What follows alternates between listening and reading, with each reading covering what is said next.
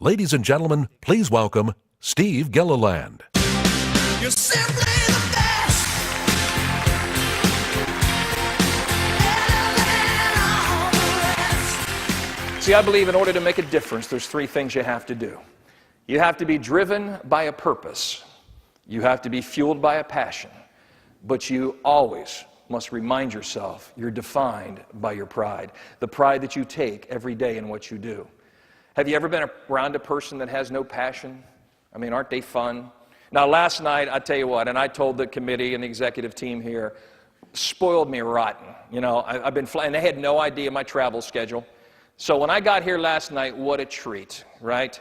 A gentleman was downstairs at the airport, and he says, Mr. Gilliland, I'm going to take you to the Peabody. And you know, it's nice. It really is. And I got in the car and, you know, told my wife I'm on my way to the hotel. And 5 minutes out, I hear him make a call. Yeah, we're 5 minutes away. I'm like, wow. Then I get there, and there's a young lady that meets me at the car. I didn't even have to go to the front desk. She takes me to the elevator and stuff. It reminds me of the last time I was in Orlando. True story. You're going to love this one. Ready? Gaylord Palms. I'm speaking at a large conference. Same situation. I get picked up at the airport. This driver, 10 minutes out, says we're 10 minutes away. We get there. There's 4 people waiting for me. I get out of the car, and you have to know my personality, man. I am from a small town. I'm a small town kid, right? I looked and I said, well, thank you. They introduced all themselves, and then the one on the right, about 19 years old, Vinny. Vinny said, Mr. Gilliland, I will be escorting you through the property. I will be your personal escort while you stay here. He said, my name is Vinny. I said, I got that, Vinny. I said, and your title is? I'm with Celebrity Services. All the celebrities that come to our hotel, I entertain them. I escort them. You know, and I'm thinking, this is hilarious, right? So I'm going, by the way, if you've ever been to the Gaylord Palms, Opryland Hotel, any of those properties, they're huge. So I really appreciate the fact you're going to take me in my room. On the way, I looked at him, I couldn't resist. I said, so Vinny, give me a little view of what you've been doing here. I said, celebrities. He goes, well, he said, the conference you're speaking at. He said, Michael Eisner opened up on Sunday. I got to escort him to his room, you know, from Disney. He said, Joe Theismann spoke yesterday. And he says, now I've got you. Got to the elevator. I said, Vinny, who am I? You got to love the honesty of this kid. 19 years old, looks at me and says, sir, I don't have a frickin' clue.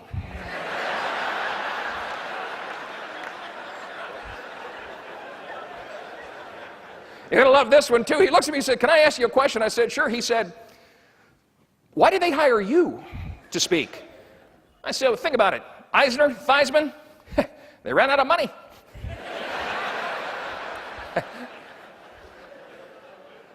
I had Alex with me.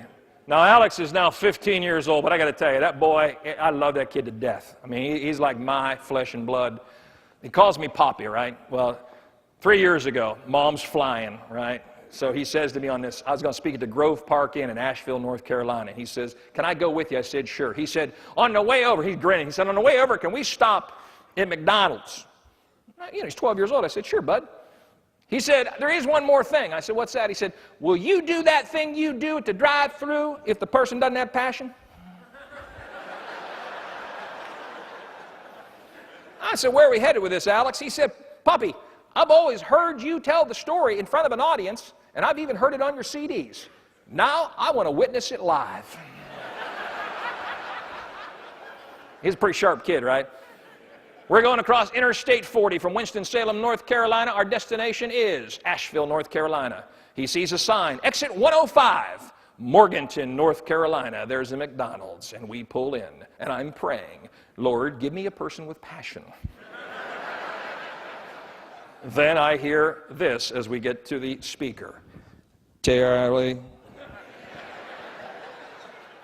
Alex.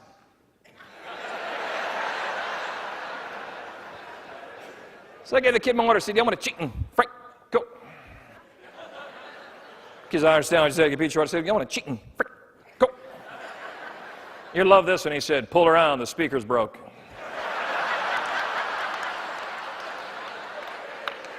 Alex hits the floor in the passenger side going.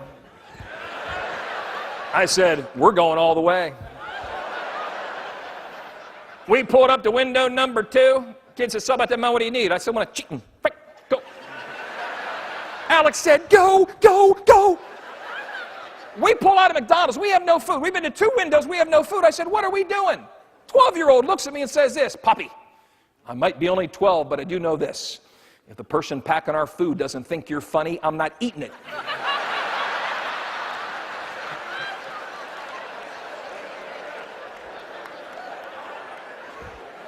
Lessons learned, wisdom earned. What super psychological genius said to count? I'm not a child psychologist. I might not even be a great parent, but I do know this. If you give a young person to the age, I don't care what age, if they're young, you give them to the count of 5, they're going to take you there. Because they want to see what you're going to do when you hit that number. Don't let me get to 1,422. We were in a grocery store, my mom and I, about 8 years ago, right? You know, single guy. I said, Mom, go grocery shopping with me. We're not in that grocery store 5 minutes. And everything in my life, it's like, you got to be, I can't believe it. I just can't have one normal experience, right? Woman starts to count to her kid, Jimmy. She said, Jimmy, don't make me get to 5. I'm an adult standing there going, Jimmy, take her to 5. She got to 4. She said 4.5. And my mother hollered, 5, whack 'em.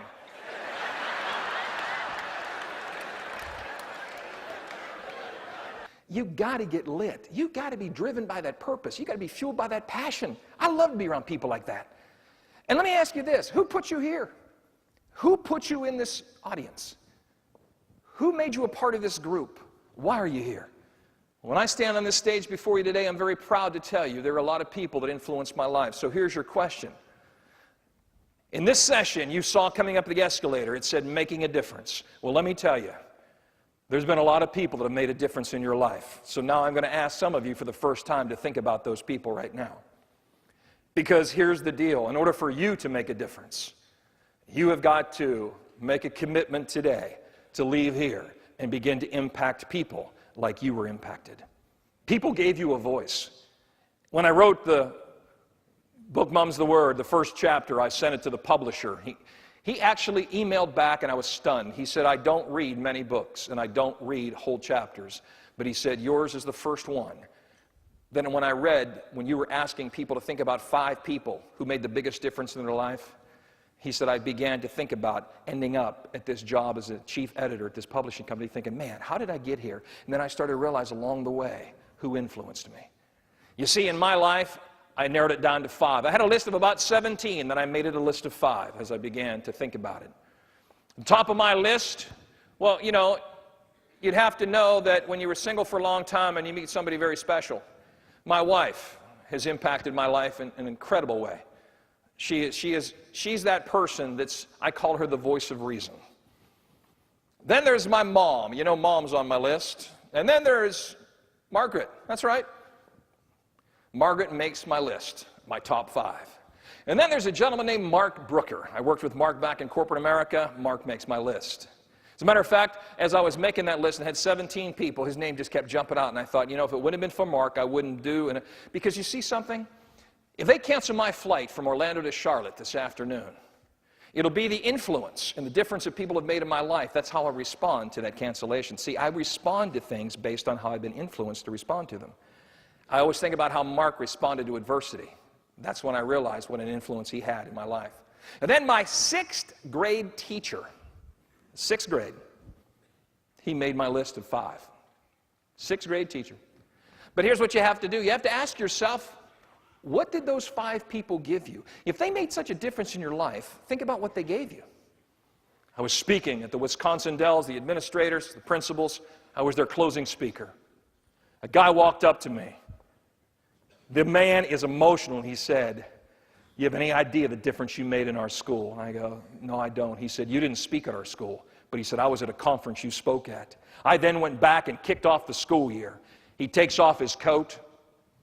He says, check it out. He has the name of his school on the front, and on the back it said, make the list. He said, I told every teacher when I handed him a T-shirt, I want you this school year to make the list. You make a student's list. He said, make a difference.